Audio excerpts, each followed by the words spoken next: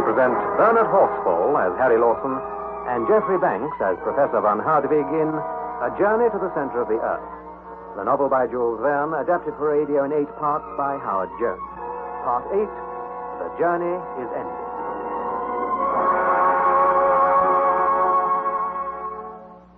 And now I have reached the last chapter of our amazing and incredible adventure. Not that we realized it at the time, of course. There were, as my uncle said, some 5,000 miles between ourselves and the center of the Earth. But there, perhaps I should first remind you who I am. My name is Harry Lawson, and my uncle is none other than that brilliant scientist, Professor von Hardwig of Hamburg. You may recall that he determined we should follow in the footsteps of a certain Arne Saknussemm, a 16th century alchemist, who had made a lone journey to the center of the Earth. As you well know by now, my uncle is a man not to be denied. So off to Iceland we went, and accompanied by our faithful guide, Hans Bjelke, we descended the crater of the extinct volcano called Snæfellsnes. I have described at length the many perils we faced in those underground passages and caverns. Then how we sailed on the great central sea and were there overwhelmed by a hurricane which drove us back to our starting point. Yet that was our good fortune. For we found close at hand the road taken 300 years before by Arne Saknussemm, the road to the center of the Earth. To our dismay, the way ahead was blocked by a huge mass of granite. There was no way round it, or under it, or above it. Nor was there any hope of moving it with pickaxes. I said to the professor, "There is another way. We will blast the rock to smithereens." Gunpowder. Yes. To work, Hans, to work. I come, master. What is it you wish? I have a crowbar and pickaxe. You are to make a cavity in the rock here, Hans. No, lower down, here. Yeah. A cavity big enough to hold 50 pounds of gun cotton. You understand? Oh, yes, I understand. A big hole, here. I will see to it. Now, Harry, my boy, we must prepare a fuse of wick. Then we will wrap our explosive in a bag and pack it into the hole Hans is making. I'll see to it, Uncle. We'll succeed. We're bound to succeed. Of course we will succeed. When everything is in place, all we need is a spark. One tiny spark, and this wretched rock will be blown to atoms.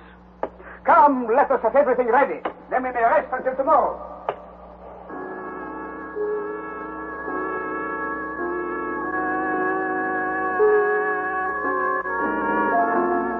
The morrow was the 27th of August.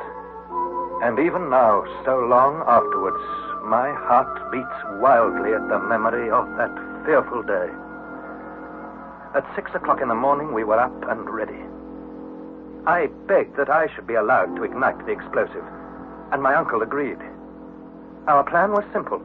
The professor and Hans would wait on the raft, and there I would join them as soon as I had fired the fuse. We calculated that the fuse would burn for at least 10 minutes before the explosion was touched off, and we should therefore have plenty of time to put out safely to sea. We made a good breakfast. Then the professor, who, like myself, was a little on edge, asked abruptly, You are ready, Harry? "Quite ready, Uncle." The lamp. You have a lamp to light the fuse. "I have it here." Then be off, and heaven go with you. Be back as quickly as you can, my boy. I'm all impatient. Oh, don't worry, Uncle. I shan't dawdle. Give me a shout when you want me to fire the fuse.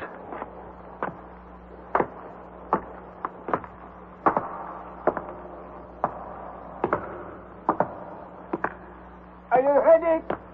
Yes! Then fire away! I could see my uncle watching me from the raft, chronometer in hand. I opened the lamp and ignited the fuse. It crackled and sparkled, hissed and spat like a serpent. I did not stay to watch it, but pelted for the shore. Well done, my boy. Hans, cast off. It is done, master. There is little wind. I must use the pole. With his long pole, Hans sent us flying over the water. My uncle never raised his eyes from the chronometer. In a few seconds, we were fully 40 yards from the beach. Then, 5 minutes to go. 4 minutes. 3 minutes. 2 minutes. 1 minute. My uncle did not move. Half a minute to go. 20 seconds. 10. My uncle took up the count. 9, 8, 7, 6, 5, 4. Now shatter to pieces, you granite wall!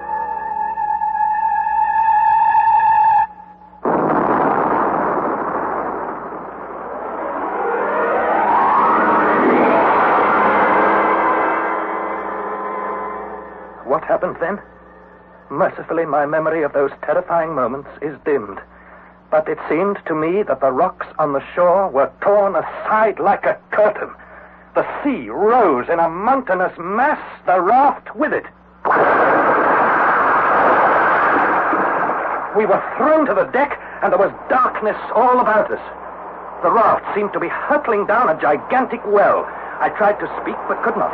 I could hear nothing but the roaring of the waters. Presently, my mind cleared a little. I began to understand what had happened. The explosion had created a sort of earthquake. Beyond the granite wall which we had shattered was an abyss. Doubtless the road once followed by Saknussemm. Into this we had been hurled, dragging, as it were, the central sea with us. Time passed. We sat close, elbow to elbow, knee to knee, grasping each other's hands. The raft spun, struck the wall, sped on and on, down and down at horrifying speed. In my heart was the certainty that we were doomed. Presently, Hans spoke.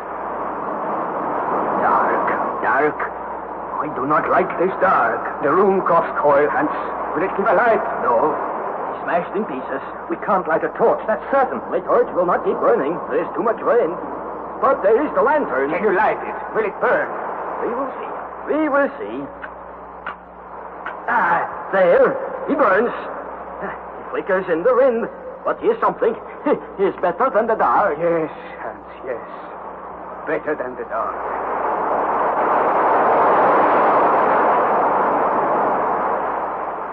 We seemed now to be in a wide cavern, hurtling along at a speed, I truly believe, of 100 miles an hour. My uncle and I stared wild-eyed at each other as we clung to the mast. Hours passed. I lost all count of time. Then it struck me that we should examine our cargo so that we had some idea of our resources. I spoke to Hans, and he answered. Cargo? I do not know. Well, let's see. Take the lamp, Hans. First, what are our scientific instruments? Here's a chronometer. Here's a compass. Nothing else. That's bad. What about ropes and tools? One little piece of rope tied to our mast. No pickaxes. No crowbars. No hammer. Nothing else. Food? You ask for food? Yes. How much food is left? There is this little piece of dried meat. There are these biscuits. What else? Nothing. There must be some more. There is nothing. Nothing. A piece of dried meat. A few wet and moldy biscuits. Terrified at the prospect of starvation, I searched the raft, examined the cracks poked between the beams, looked into every hole and corner. The result was nothing.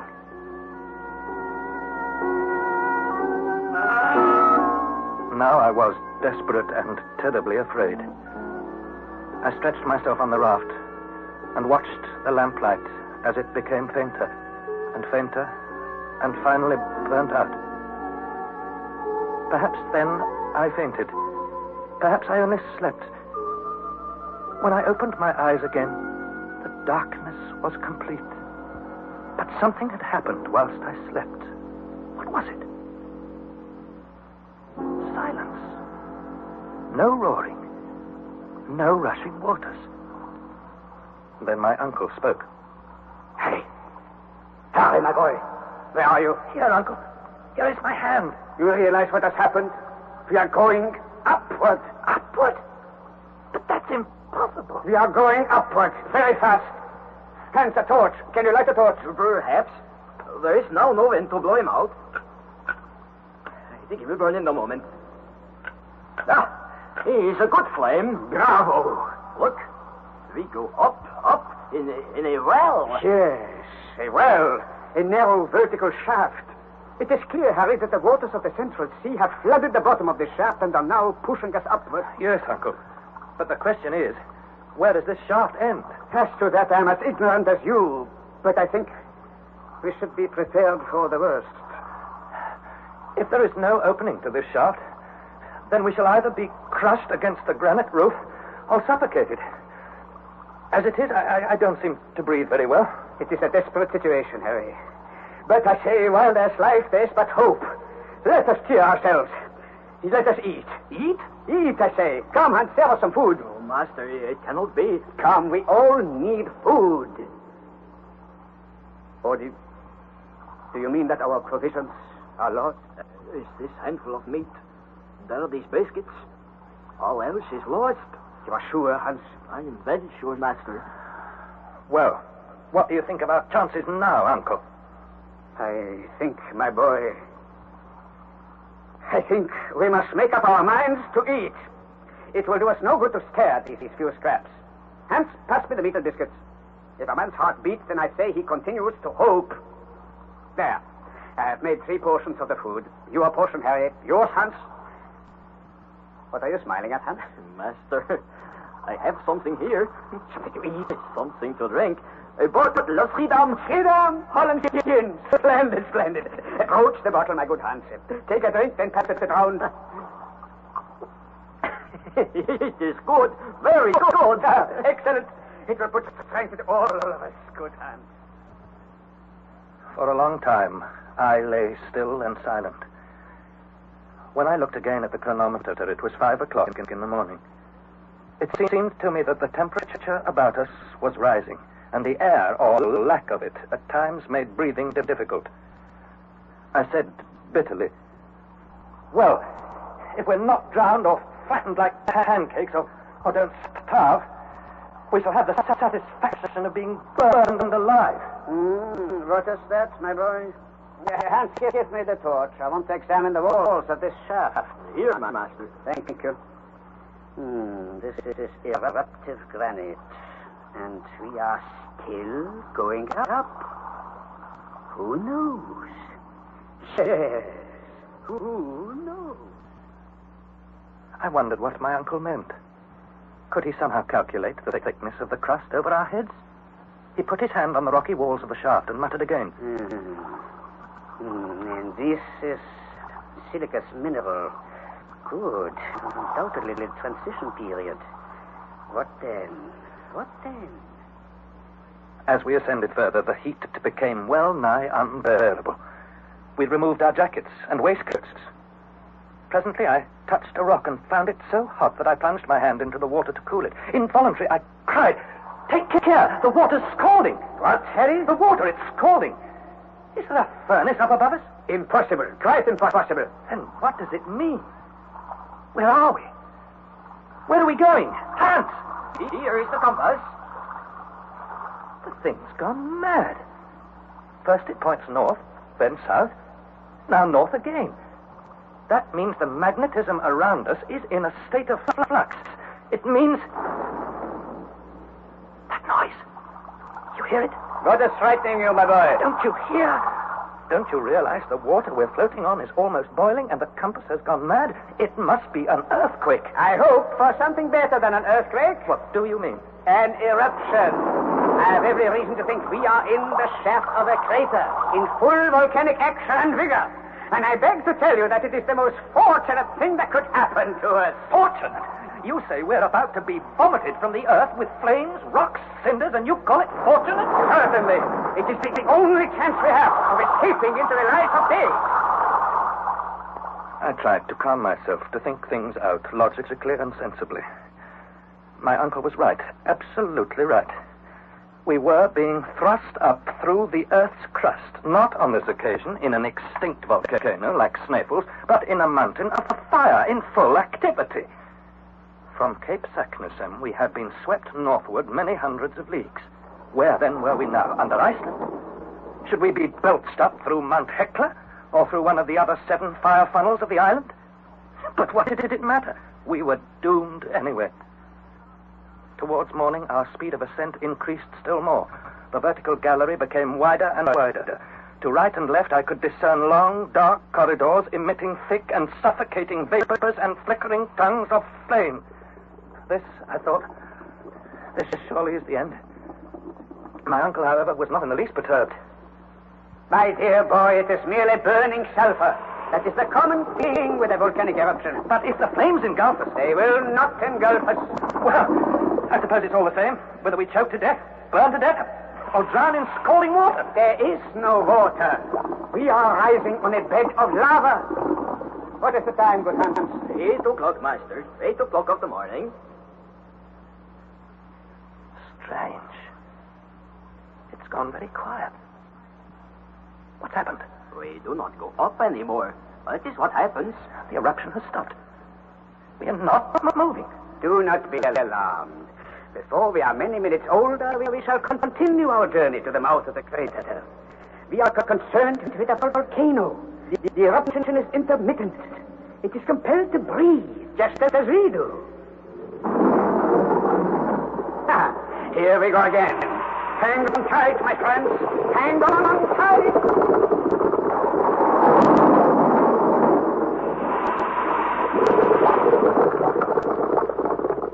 We ascended and stopped. Ascended and stopped again. I cannot say how many times the process was repeated. The heat became intense. I sweated from every pore. I must have become lightheaded, for I remember dimly how the powerful arms of Hans suddenly clasped me. Be still, Master. Hurry, be still. For the rest will take your head on the vault of the shaft. Everything is all right. It is all right. I have only a confused recollection of continual detonations, of the shaking of the granite walls, of the raft whirling like a spinning top as it floated on a stream of hot lava.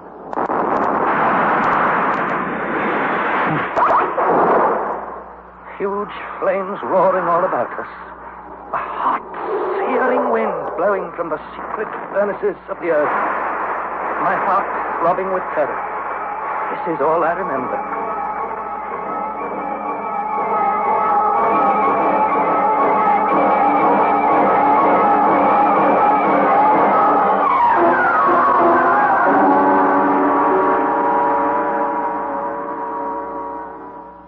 When I opened my eyes, I felt Hans clutching me by the belt. With the other hand, he supported my uncle.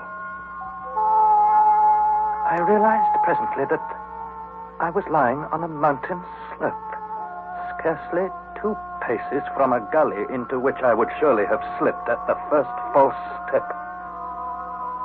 I was not hurt, but stiff, bruised all over. Like a man rousing from a dream, my uncle asked, Where are we? Who can tell, Master? In Iceland? No, not Iceland. How do you know? Look about you, Master. We should be at Spitsbergen, I thought. I expected to see a snow-covered cone and widespread glaciers. But no. Here was sunlight. Intense, warming, piercing sunlight. We had been cast from the crater half naked, and I could feel the warmth of the sun soaking through and through my body. After some delay, the professor spoke. No, it really does not look like Iceland.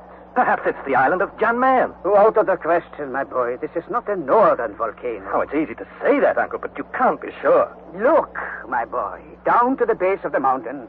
Now, what do you see? Trees. What trees? You recognize them?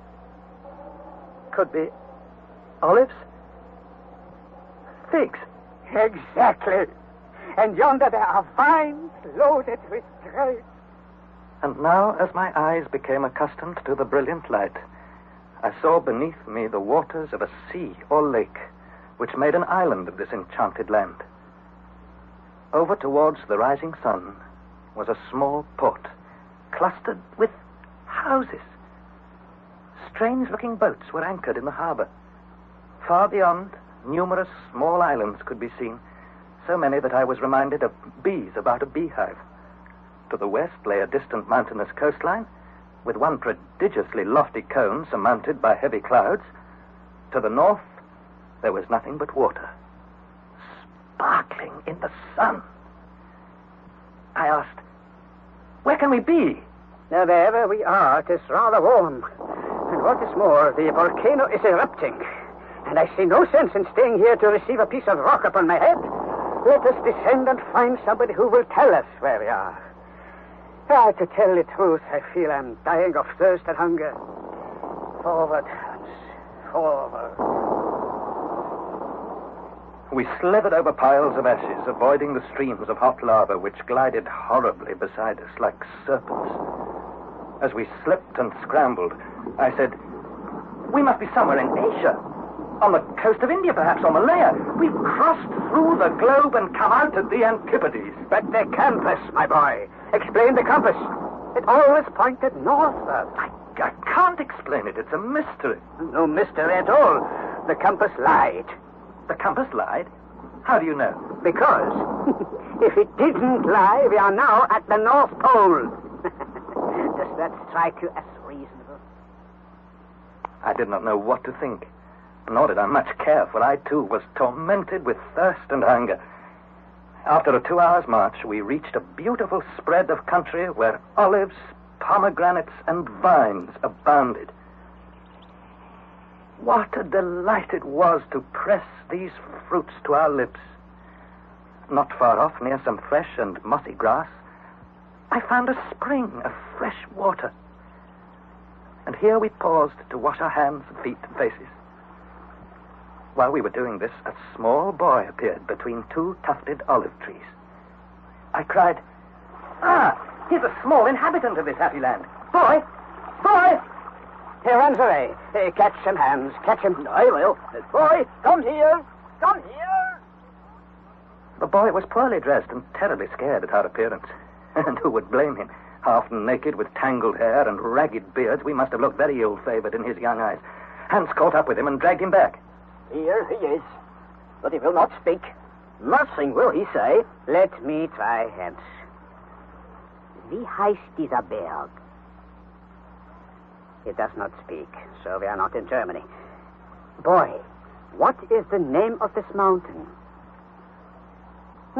Is he dumb, I wonder? Let us try a little Italian on him. Dove noi siamo? Boy, must I give you a good shaking to loosen your tongue? Come si noma questa isola? Stromboli! Stromboli! Stromboli. So we were in the central Mediterranean, amidst the eastern archipelago of mythological memory, in the ancient Strongylos, where Aeolus chained up the wind and the tempest, and those blue mountains which rose towards the rising sun were the mountains of Calabria, and that mighty volcano which rose on the southern horizon was the fierce and celebrated Etna. Oh, what a journey. What a marvelous and extraordinary journey we had made. For we had entered the earth by one volcano and had come out by another, more than 1,200 leagues from Snæfell's. So was our great adventure ended. There is little more for me to add. We were kindly received by the fishermen of Stromboli, and after a rest of 48 hours, we started our homeward journey. On the 9th of October, we arrived in Hamburg, and here our faithful Hans bade us farewell and departed for his native Iceland. Shortly, too, I married my uncle's goddaughter, my dearest, my ever-beloved Gretchen, though that, as they say, is another story. My uncle's greatness as both a scientist and an explorer was speedily recognized. Hamburg gave a festival in our honor. a public meeting of the Johanneum Institute was held at which the professor related the full story of our adventures, omitting only the mystery in connection with our lying compass. Ah, that compass. Why did it point to the south instead of to the north? It baffles me, Harry. It baffles me. I think I can explain it now, Uncle. You can? Yes. For 6 months now, it has lain untouched and unnoticed here in your study. As you see, the needle still points to the south. Why, bless me, so it does. But why, my boy? Why? Because during that hurricane on the Central Sea, we encountered a ball of fire. Remember? Of course I remember. But what has that to do with it? The ball of fire turned our raft into a magnet, didn't it? And likewise, Uncle, it turned the compass topsy-turvy. So it was a trick of the electricity. Brilliant, Harry, brilliant. Ha! Now I am happy. You have cleared up for me the one great mystery of our journey. Our unforgettable journey to the center of the earth.